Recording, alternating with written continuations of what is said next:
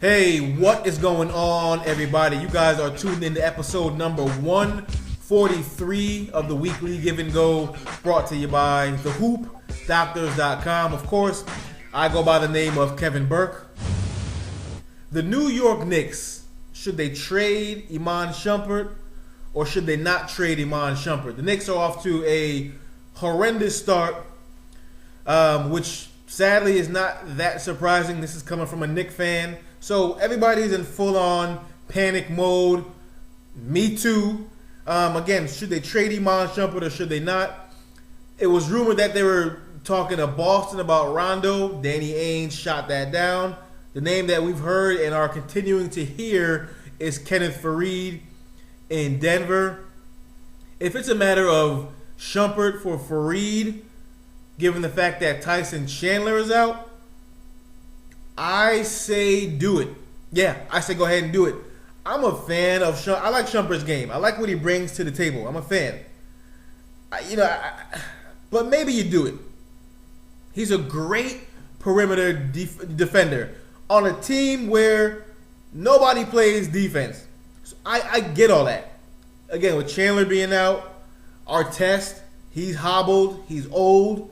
So not many people are playing D, and Shumpert, this is not just, you hear a lot of people say, oh, he's a great defender. No, he is really a great defender. This is not just hearsay. On the perimeter, he can really play some D on the perimeter. He really can. So he's good at that as far as that's concerned. And one of the criticisms of the Knicks is that they never allow their players to develop. I think this is what Shumpert is going to be. A great defender. He's not going to be ever. I don't think he's going to ever be a prolific scorer. I don't think he has that in his arsenal. A great defender, a limited scorer, rangy, athletic on the perimeter.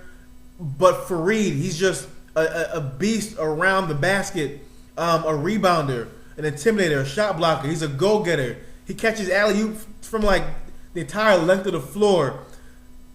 I think that pays dividends more long-term for the Knicks than Shumpert. I hate to say it, again, with Chandler being out. And also the addition of Tim Hardaway Jr., I think makes Shumpert more expendable. Hardaway is not the defender Shumpert is, but I think he'll be a better scorer long-term if that's where you want to hang your hat. J.R. Smith, non-factor. Shumpert, if it's up to me for Faried, I might have to.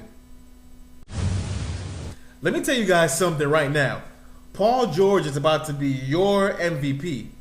When the Pacers beat the Knicks the other night, I saw MVP in Paul George.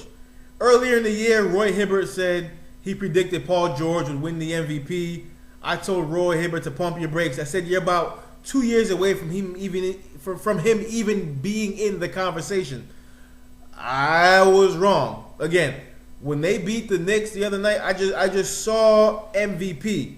Shumpert, going back to my original point, did a great job on him defensively in the first half.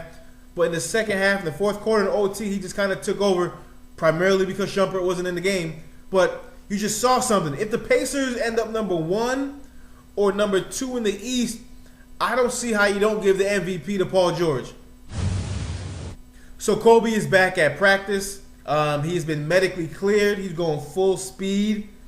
That's great for Laker fans. The Mamba is back. But I think this is just way too soon. He tore his Achilles in April. That wasn't that long ago. April. Yeah, I get it. He's medically cleared, but so what? You're 35. You tore your Achilles in April. What is the rush? Where are the Lakers going that you need to hurry up and get back for? Where are they going? To the lottery? I mean, he also experienced soreness the other day from in his Achilles from going too hard at practice. Kobe, slow down, man. You're 35. What is the rush? Come back after the All-Star break. I'm not saying get your Derrick Rose on, but I'm saying this is a little too soon. Folks, that's all I got. Podcast number 143 in the books. I'll check you folks out next week. Be good.